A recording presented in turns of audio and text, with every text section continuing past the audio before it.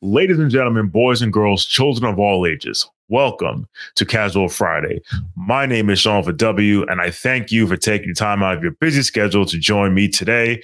And as always, I'm joined by my partners in crime on every Casual Friday. Starting to my left, your right, that is Mensa. Mensa, how are you? I'm doing great, guys. Come on. I'm doing great. Very happy with the way the Knicks season is starting to turn around. All of our guys are playing well. Most of our guys are playing well, but the one guy that matters to me most is playing well. So I'm doing great.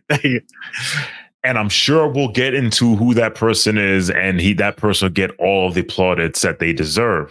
And also joining us, as he always does every single week, is XJ. XJ, how are you? I'm great. I'm feeling super confident. I'm feeling like Mensa level confident right now in the season. Very optimistic about not necessarily how things have gone, but how things will go. And I think things are really going to be playing out the same way that a lot of us expected, maybe just with a little bit of a slow start. So I'm feeling very optimistic. So it seems like if we were to do a vibe check, that the vibes are in a good place. But let's find out exactly where the vibes are from each of you. So I will start with Mensa first. So Mensa, please tell me, how are the vibes? So I want to do a scale of 1 to 10, right? But on this particular scale, 9 is higher than 10. The vibes are a 9 right now. Okay, guys? The vibes are a 9. Okay. I'm very, very happy with where the team is right now. So pleased to see the way the Knicks handled business against the San Antonio Spurs. Shout out to everybody who joined me and XJ on playback for that game. We had a great time. We were doing trivia in the fourth quarter, and then it got a little dicey, but the Knicks handled business. And most importantly, all of the national propaganda that was ready to roll when Victor Wembanyama was supposed to have this coming out party, all those t-shirts got sent to some third world country. It just didn't happen. Sorry, guys. They had to change everything. The Knicks won the game. The Knicks are doing good. And the vibes right now are a 9. You could have just went with, I thought you were going with that the scale goes from 0 to 9, but you know what, Mensa? It's your scale, and you do whatever you want to do. So 9's higher than 10. 9 is higher than 10 right now. Than 10. Listen, man, it is your world. We're just living in it. So, XJ, you spoke about optimism earlier in the intro. So I'm guessing the vibes are in a good place, but you never know. So I'll ask you, how are the vibes? The vibes are Walt Clyde Frazier on my scale. The vibes are a 10. I know it seems kind of crazy to say the vibes are a 10 because there were 4-4 teams sitting here at 500 after 8 games of the season, but I am so bullish. I feel so good about the way things are going. Like, honestly, it's crazy because I don't know, you might think that things haven't gone according to plan, but I don't. I think things are going exactly according to plan. To me, and we'll get into more of this as we get into the episode, but to me, it's like the shooting I always expected to be shaky, but literally everything outside of the shooting is perfect. It's like flawless. And if you're talking about a team where everything outside of one attribute, their most kind of sketchy attribute, is going almost as bad as it could go, everything else going perfectly, if that shooting comes around even a little bit, we're talking about a top tier team in the East. I'm so excited. I'm so confident, bullish on the vibes. 10 out of 10, 9 out of 9 on Mensa's scale. That's great to hear. And it's interesting that you say that because, like you said, we're 4-4, but we're in a good place, and we're in a good place because the Knicks on a 2-game winning streak. Although I don't know if it's a winning streak, if it's 2. I think I get to 3, but Knicks won 2 games in a row against 2 Western Conference foes, Monday night against the Clippers and Wednesday night against the San Antonio Spurs. And that's a segue to how, if you ask me how the vibes are, for me, the vibes are actually vengeful. And I say they're vengeful because for the better part of 20 years, Madison Square Garden was a place where players on the opposing team treated it like Carnegie Hall, treated it as their showcase venue, treated it as the place to have their coming out party. For to pardon the term, get their shit off. Especially star players. Now, listen, when star players get their shit off, it's like, all right, that doesn't really bother me because they're star players. So I was at the Garden when Kobe scored 61 points, and it's Kobe Bryant. He's a legend. He's a Hall of Famer, all-time great. That's one thing. But it would be the star players that would get their shit off with little to no resistance. That's what would bother me. Or the mid players that will get their shit off with little to no resistance. Like, it's one thing if Kobe comes to the Garden and puts up numbers, and if LeBron comes to the Garden and puts up numbers. But when it's like Paul Pierce, and not that Paul Pierce is mid, but he's not on the level of those guys. But when you have guys like Miles Bridges having a good game, Terrence Ross. I say Miles Bridges because Miles Bridges had a good game at the Garden, and then he had audacity to make up a fake beef about why he had to come do his thing in the Garden. I'm like, you're Miles Bridges, but it was like, or like, you're Miles Bridges. Who are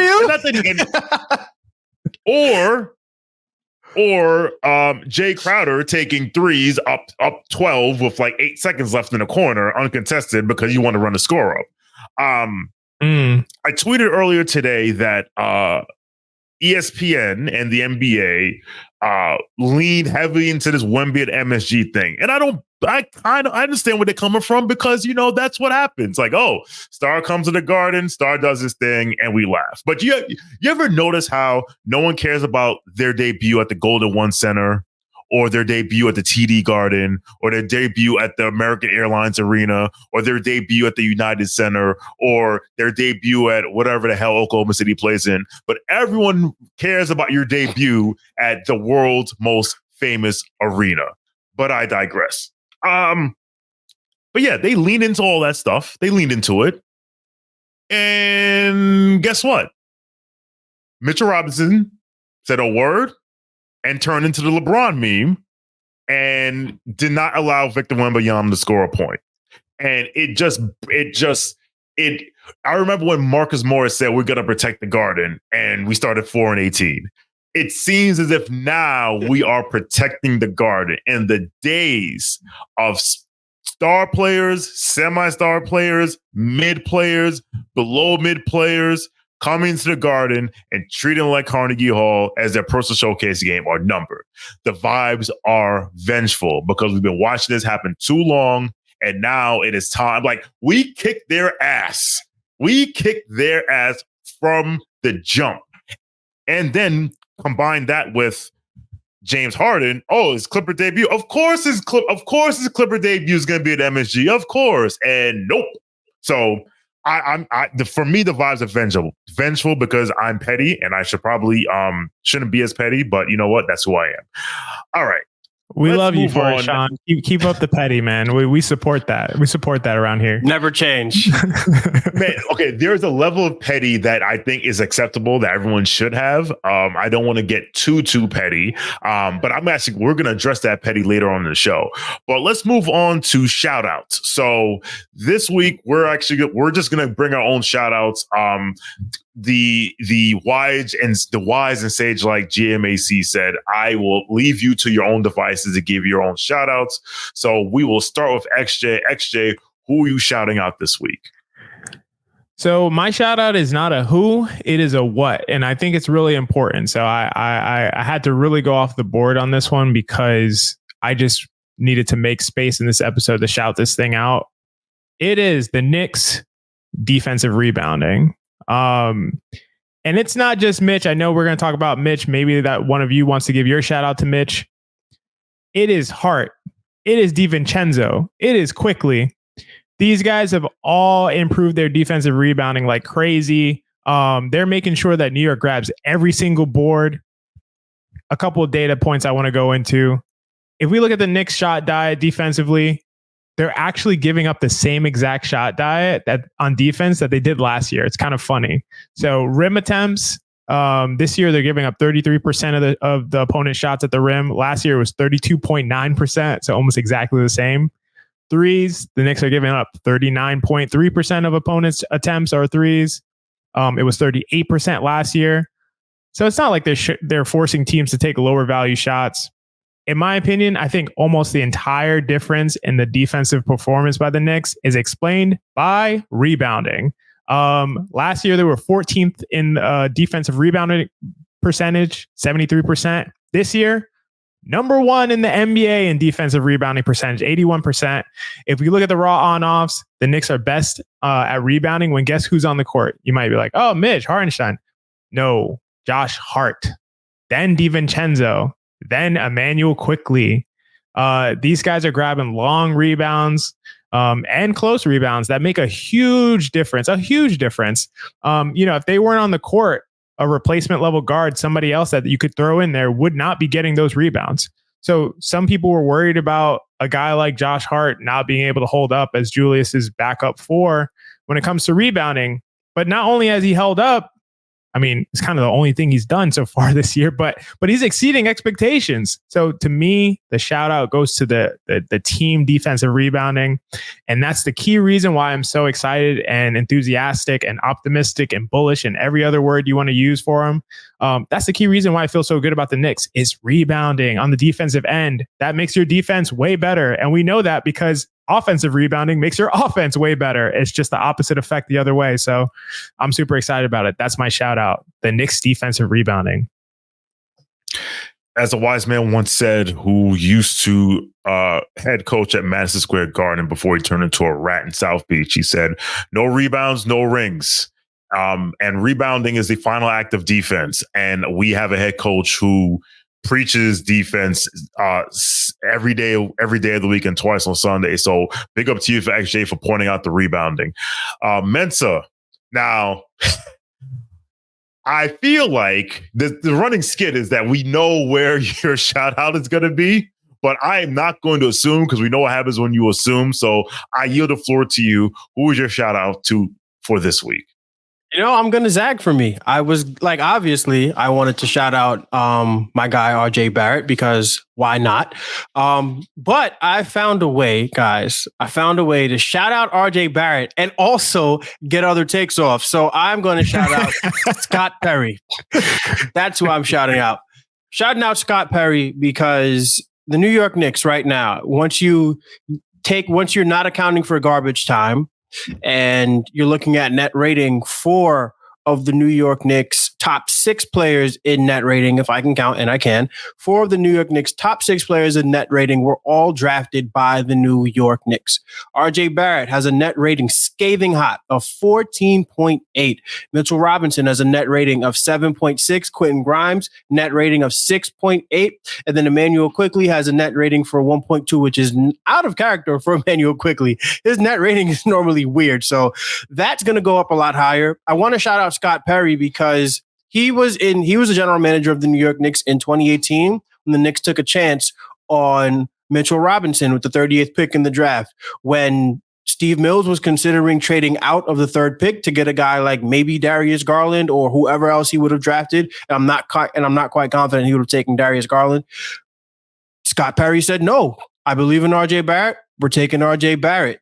When the following season in 2020, when the New York Knicks had, what was it? It was the 23rd pick, and then they traded down to 27, and they traded back up to 25. They took a kid by the name of Emmanuel Quickley out of the University of Kentucky when most people didn't think he was a top 40 prospect. So I want to shout out Scott Perry, but mostly the New York Knicks, their scouting and analytics department, because this is the same department now that watched the 2018, and I'll never get over. I was waiting for this.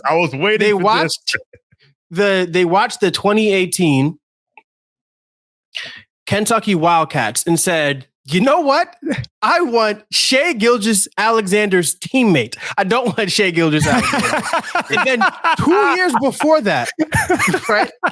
2 years before that, they watched the Wichita State. I forget the name of that basketball team. Shockers. The Wichita State Shockers. And they watched the 2016 Wichita State Shockers, and they had their pick. They had their choice of any of those guys. And they said, I want Fred VanVleet's teammate, Ron Baker. They got their act together.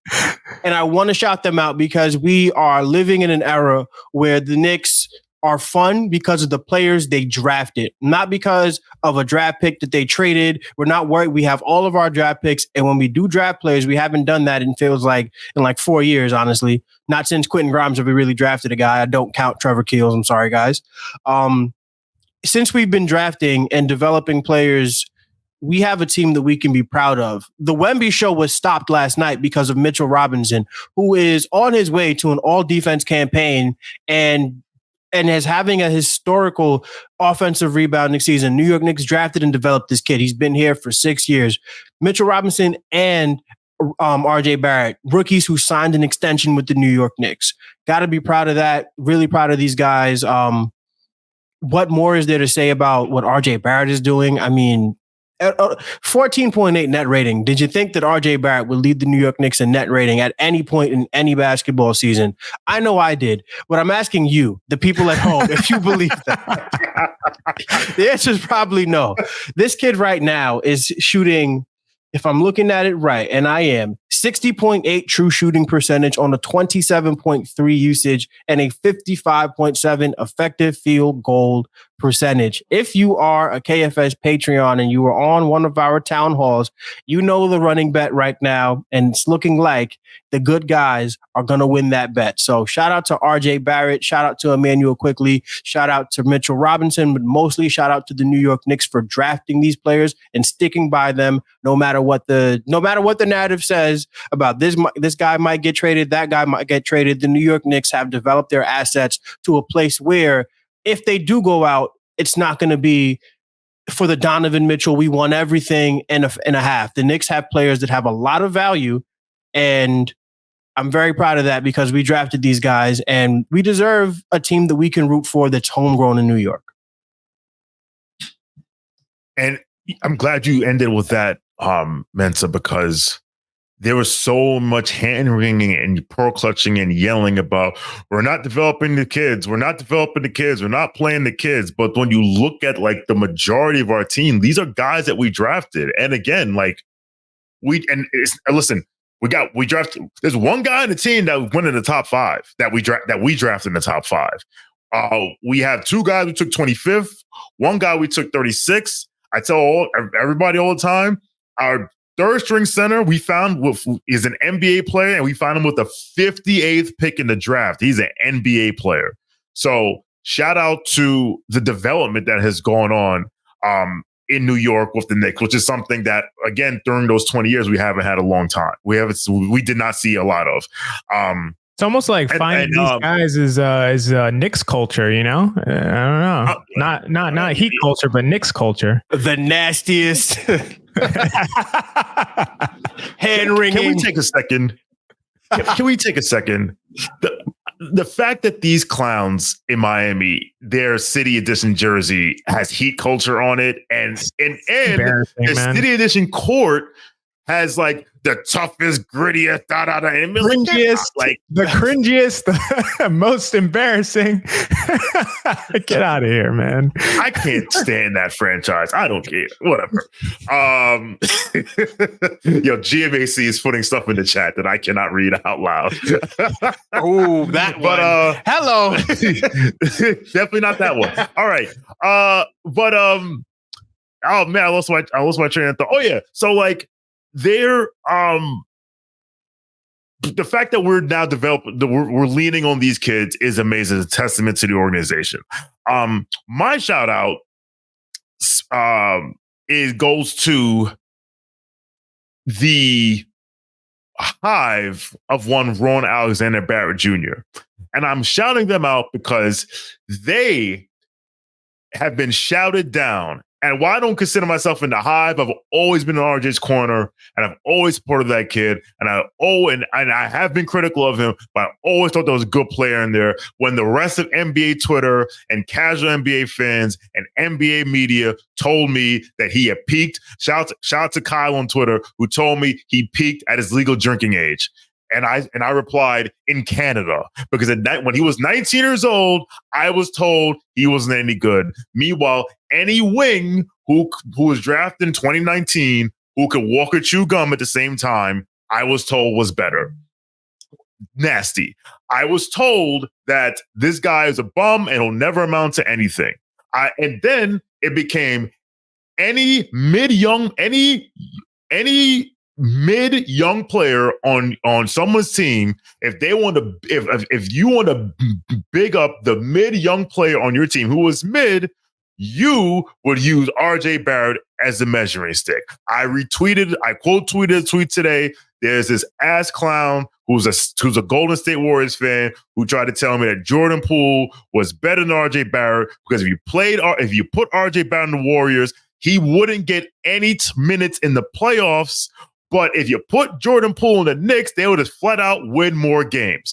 Well, I guess we're going to see how many games Jordan Poole is going to win this year, aren't we? Like, it's crazy. And then to think about, so again, shout out to the RJ Hive because they stood in the face of these people with these foolishness and bullshitting and nonsense spitting and ass shaking for other mid players who were never going to be as good, including 4 of the people who made the 2019-20 all-rookie team over RJ Barrett. Would you like me to read some of those names? I will read some of those names. I would love to hear the names. Please. Okay, so the 2019-20 NBA all-rookie team. So we have here, of course, in this, pop-ups, great. So we have here Brandon Clark. Cool, understandable. John Morant, no argument. I'm not reading his any order. Zion Williamson, no argument. Kendrick Nunn. Heat Culture got that one. How's that working out? Eric Paschal. Terrence Davis. Rui Hachimura. Tyler Hero, no argument. PJ Washington, not going to argue with you. Kobe White. 4 of the names I just read are no longer on the teams that drafted them. Eric Paschal, Kendrick Nunn, Terrence Davis, and Rui Hachimura are no longer on the teams that drafted them, and they were drafted 2 of those guys 4 still in the seasons league? ago. Well, Is Rui Paschal Hachimura, still in the league? Spoiler alert. I'm getting there. Rui Hachimura was drafted by the Wizards and is now a Laker. Terrence Davis was drafted by the Raptors. Drafted by the Raptors and is now a Sacramento King. Kendrick Nunn, drafted by the Heat, then became a Laker and is now currently a Washington Wizard. And Eric Paschal was drafted by the Warriors, then he played for the Jazz, and now he plays for something called what is this called? Let me see here.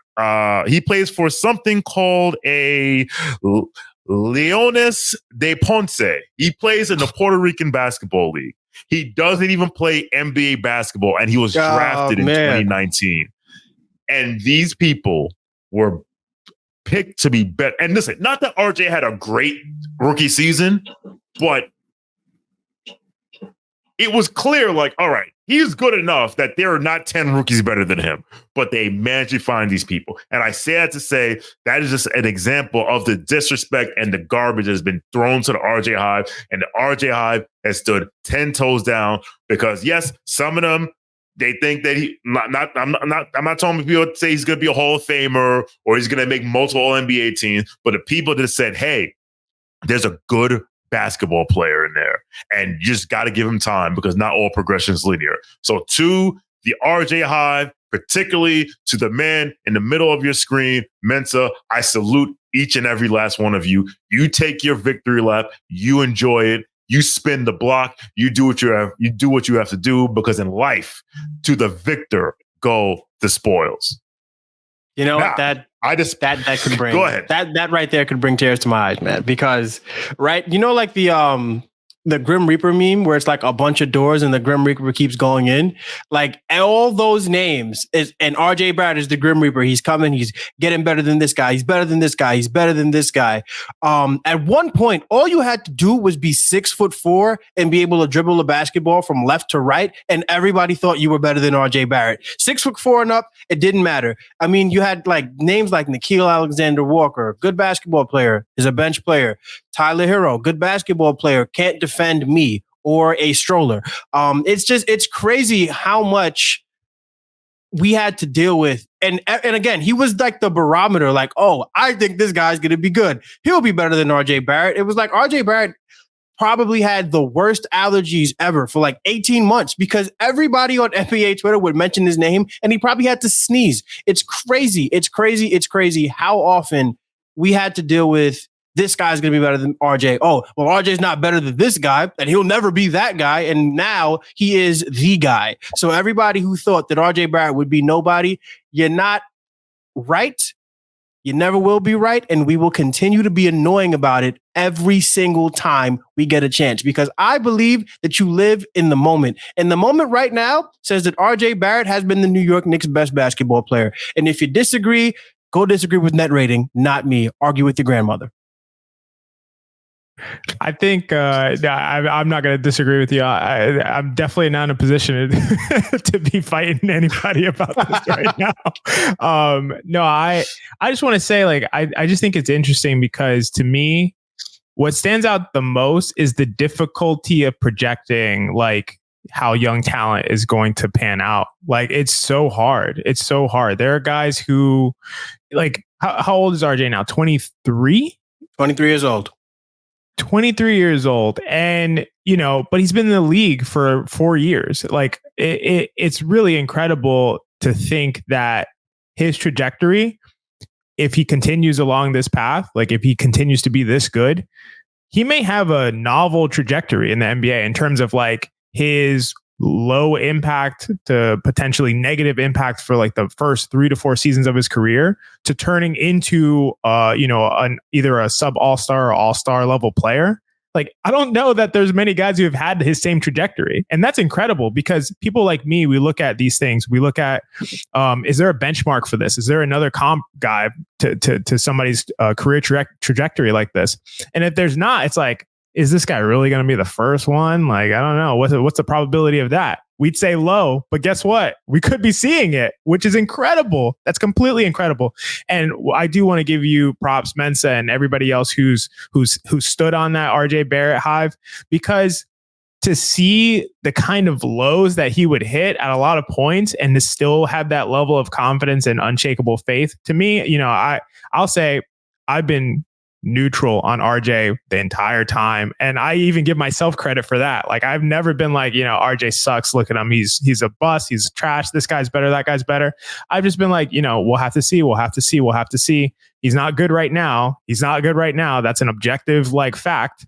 But can he be good? He absolutely can. We'll see. We'll see. And we're seeing it now. And so I just think that's incredible to stand on that, despite like not having a reasonable comp for him, really, that I can even think of at his position. So I think that's incredible. So again, shout out to everyone in the RJ hive. And listen, I'm not giving shout outs to all hives because some of y'all hives need to go away. Some of y'all are in hive that should not exist. I ain't gonna name no names, but we're gonna keep moving. But that is unserious behavior for some of these hives, and which is a perfect segue to our next segment. Why so unserious?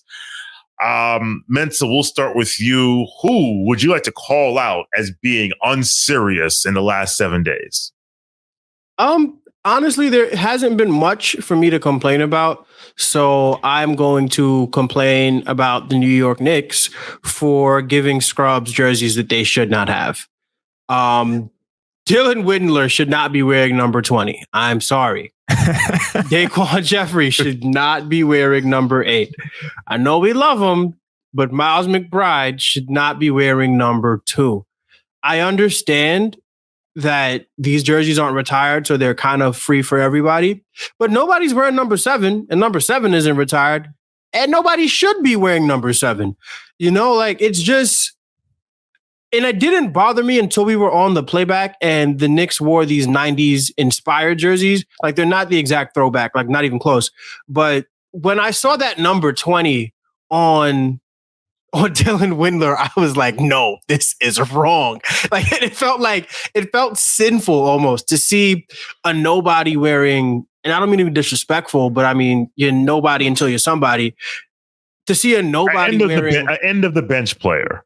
An end of the bench guy wearing Allen Houston's number, like in those, like with the black side stripe. It was too close to home. Same thing with Daquan Jeffries wearing Spree's number. Like, come on, guys. Like, we gotta do something about this. This is a travesty. And I hope that when these players eventually pass through the organization, because I don't think there's a future for them here, that the Knicks realize that, hey, maybe the next time somebody wears number 8 or number 20 or number 2 or any number that has not been retired that is an awesome number, please give it to a guy who's going to get on the court and sell some jerseys, not to an end of bench guy. Cause it just it's just wrong. It feels wrong. And that's all I can say about it. But it really did unnerve me to see those numbers in those style of jerseys on guys I didn't recognize.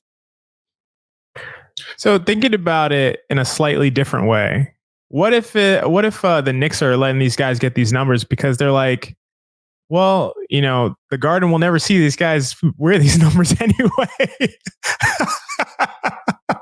They're like, but don't we worry. Saw on national television. There's only 5 minutes of number 20 playing in a Knicks jersey for the whole season, so we're not really worried about it. Whereas if you give it to a guy like, I don't know, Jericho Sims or a guy like Isaiah Hartenstein, it's like, yeah, this guy's good, but like also you're seeing it all the time. That's like gotta be frustrating. We'll give it to a Dylan Windler. And we don't have to observe it very much. So I don't know. They can just tell maybe Dylan that's how Windler, they're thinking about it. They could just tell Dylan Windler, pick another number. What's he going to do? Get a job somewhere else? You know what I'm saying? Like, that's not going to happen. Don't wear that number, bro. Like, no. To be fair, and I don't know if people remember this. When Quentin Grimes was drafted, he had number 8. And then when we signed Kemba Walker, all of a sudden, Quentin Grimes wore number 6 because they said, "Hey, nah." I forgot about that. Yeah. So there is, and now, and the irony is that now that Quentin Grimes is number 6, and now he's one of the last people in the world to ever wear number 6, right? Because it was retired when Bill Russell passed away. But so yes, there was a precedent for the New York Knicks telling players to go kick rocks when it comes to certain numbers. Like if Allen Houston works for the Knicks. Like he works for the Knicks. Now, here's what I'll ask you. Where is the line drawn? Because, for example, number 3 was out there in that jersey last night. Now, obviously, Josh Hart is not an end of the non-rotation player. He is a vital cog in Tom Thibodeau's rotation. But will he have the career in New York that John Starks did? Odds are odds are probably not, right? I'm actually asking you generally, like, where would you draw the line? Like, who should, because I think they're like, all right, like Melo is not the same tier, like Spree is on the same tier as Melo in terms of like career accolades. Like, where would you draw the line when it comes to like past legends numbers? To me, it's if the jersey is not retired, it's fair game, right? Like technically, but at the same time, certain numbers mean different things to different fan bases, right? Like for us, 33 is a big number. Obviously, nobody can wear number 33. Number 7 is a big number because the last guy who wore number 7 was Carmelo Anthony. If the number isn't retired and they don't have plans on retiring the number, I understand. But like, okay, you have to, there has to be, and this is really silly. We're going straight off the rails with this one, but it's like, you have to be a certain level of like nice at basketball. Like if you're not this nice, bro, you can't wear this number for this team. You know, like it's just like, okay, Josh Hart and here's what I'll also say to add on top of that. Also, the player, depending on who the player was, like that level rises higher, right? Like John Starks meant a lot to the Knicks. It doesn't feel wrong to see John Starks wearing the number, and then seeing Josh Hart wearing it because Stephon Marbury had it in between. So like there's like the level kind of came down on that number, and then to give John Starks' number to Stephon Marbury at the time was no slouch because Stephon Marbury was a guy back then. So it's not necessarily that Josh Hart took John Starks' number. It's like he took Marbury's number because Marbury had it last. He's who last vacated it. 20 to me is a big deal because especially in that jersey number, like 20 and 8, those are big numbers, right? Like, and the last person to wear, I think the last notable person in New York to wear 8 was J.R. Smith, right? So it's not necessarily too crazy. But actually, it's Kemba Walker. Right. Kemba Walker wasn't notable. I'm sorry, guys. Like he was here as a New York. Well, as a New York, like he's a New York legend, and I think that's why they gave him number. That's why I was like, "Hey, can I wear number 8?" And he's like, "Yes, because you're a kid from the Bronx who's playing for your hometown team." But I understand your point, right? But right. According to puts it. Go ahead. According to your metric, though, or your barometer, Mensa, then wouldn't Windler be taking Kevin Knox's number? But Kevin Knox also was not notable, so I don't care. But it's GMAC has it perfectly in the chat. He says that the objection isn't giving out Spree and Houston's number. It's giving those numbers to scrubs. You know, like Kevin Knox was the 9th pick in the draft. So giving him Allen Houston's number wasn't too crazy at the time. But is the organization supposed to say, hey, Dylan Windler, we know we're signing you and you're going to be a part of our roster, but you're a scrub, my guy. I'm sorry to tell you. Yes. You suck. Absolutely. And so, your contract tells you you're a scrub. My dude, you're a scrub. You're never going to be anybody. And we know that about you. We're signing you to be at the end of the bench. You're never going to make it anywhere in this league. You can't wear number 20 because you suck. And but we're glad you're here, though. For the record, when we say scrub and suck, we don't mean in life. We mean in the realm of the NBA. Because again, Dylan Windler would give us all the business on the court. So let's be clear. He might be one of the 600 best players in the world, but he's not one of the 450 best players in the world. And that's what I would say. But yeah, no, I'd be totally fine with that. Because and at the same time, you have to have respect as an individual. Like, show some respect. You are not Allen Houston. Don't go and put that damn jersey on. And listen, and I don't think it would have bothered me so much if I did not see these jerseys in these 90s. If I didn't see those numbers in the 90s inspired jerseys with the black side stripes, and like, because those jerseys look so perfect to me. And then I saw that 20 and I was like, no, he can't have this jersey. This is not okay. And I mean, the Knicks are a franchise over the past 2 decades that hasn't necessarily had players come through that have deserved their numbers retired. But at the same time, certain numbers just should not go to certain players. And I'm a firm believer in that. So I'm giving the Knicks my why so unserious for this Casual Friday. That was amazing. That was a great discussion. And listen, you're right. Like the funny thing is, you said on playback on Wednesday, and I was like, "Yo, you're right." That's literally like I have not seen that jersey with those numbers being worn on MSG in 20 years, and it's like you said, guys at the end of the bench. So, and again, they're not scrubs in the world; they're just in the NBA. They are end of the bench guys. All right. So for my unseriousness, I'm going to give my unseriousness to the New York Knicks also, specifically the 5 Knicks on the court that allowed the Spurs to cut a 30-point lead to 14, which then prompted one Greg Popovich to put Victor Wembanyama back in the game, which allowed him Actually, you know what my unserious award is? My unserious award goes to Dante DiVincenzo, because Dante DiVincenzo drove to the rim, and we know, I don't know the number off the top of my head, but his shooting, he's not great at the rim. He went for a layup. He bricked the layup. Victor Wembanyama caught the rebound. That was his 8th rebound, which killed my parlay, which would have paid out plus 801 of Victor Wembanyama under 7.5 rebounds. Knicks team total over 116.5 points, and Mitchell Robinson over 10.5 rebounds. So my Unserious award, and I say this tongue in cheek, goes to Dante DiVincenzo and the New York Knicks, who allowed the Spurs to get even close enough in this game for Wemby to go back in the game. And I think the fact that my and I will say this real quick, the fact that our unseriousness is about blowing parlays, jersey numbers, we're in a good place right now.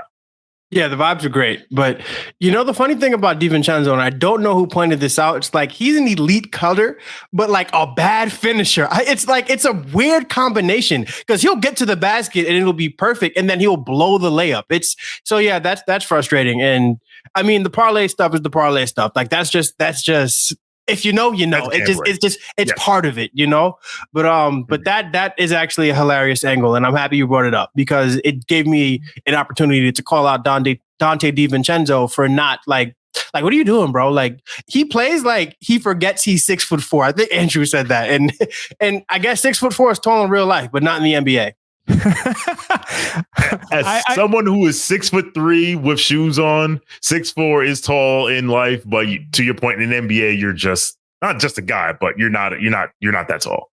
I do appreciate his decisiveness. I appreciate that he's very decisive. If he's gonna attack, he's gonna attack. It may not go well. In a lot of cases, but he's gonna do it. And I feel like if only we could just take that, whatever that is inside of DiVincenzo, and put it in a guy like Julius Randle, so he's not second guessing himself all the time and just like being decisive. I think we'd see a much better player. So that's the only thing that I would say about that. I think it's like very ironic, obviously, that our unseriousness awards are also not serious. Unfortunately, I came up with a more serious one. So we could just make it quick and blow through it. Yeah. Hold on, XJ. I am very serious that scrubs should not be wearing certain numbers. Although, yes, I'm very serious about that. I appreciate you clarifying that. Because you are serious about that. So don't feel bad for being serious because I'm serious. Yeah, mine is quick. Mine is really quick. For me, my Unserious award goes to Quentin Grimes. So for me, the reason I'm going to Grimes is, hey man, you gotta force involvement in the game, man. Like you gotta shoot it every time you touch it if you're Quentin Grimes. And one stat that I wanted to share is that as a rookie, Quentin Grimes took 11.4 field goal attempts per 75 possessions. As a sophomore, 10.6, and now this year so far, 10.2. He's at his lowest shooting volume in his entire career, despite being more developed as a player, more familiar with the system.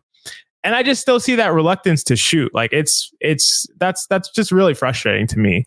And like I said last week, it doesn't look like he's shooting well, but he's still shooting 39% on catch and shoot threes, 38% on wide open threes. He's just got to pull the trigger and be more aggressive for the offense to really start clicking better. And I don't know, maybe if he was number 8, he would have that confidence instilled in him. So maybe the Knicks really should revisit their number allocating policy, because if he was number 8, maybe he'd just look at himself in that jersey and be like, I could do anything. So like some other number 8s that we've had in the past. But anyway, that's it. It's just super quick. It's Quentin Grimes. I just need Quentin Grimes to be more aggressive. Stop being a reluctant shooter. Pull up every time you touch it. I don't care if you shoot 30%. Keep doing it.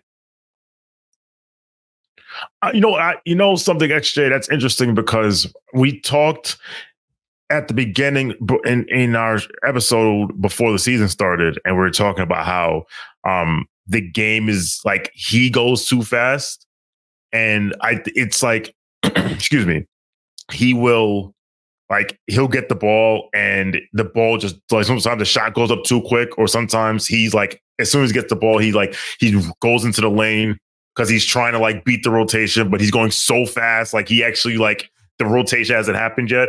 But similar to RJ and Fred Katz told a story on the pod of John earlier this week about how when RJ made that pass to Josh Hart in the corner and he didn't see him, but he's like, oh, well, if this guy's here, then that means Josh is there and I can make that pass. He would have made it last year and that the game has slowed down for him. Maybe the game hasn't slowed down for Quentin Grimes yet. Maybe I like to say like he doesn't see it like Neo in the Matrix, which is where RJ may be at now. So hopefully that will come with time and development. But to your point, like, yes, he's shooting league average from three. He's shooting 36% right now, but he's shooting 41% from the field, which is no good. So hopefully he can get that together. Yeah, my only thing to say about Quentin Grimes being unserious, look no further than these two numbers. Mitchell Robinson's usage rate, 9.4. Quentin Grimes' usage rate, 11.9. There is no reason for Quentin Grimes to have a usage rate 2.9 points higher than a guy who is literally not allowed to shoot the basketball. It's just... That's a great point. We need him to be more serious, 100%. Yeah. No, that's a great point. That really caps the whole thing. Absolutely. No, that's very well said, Mensa. All right. So let us move to our final segment.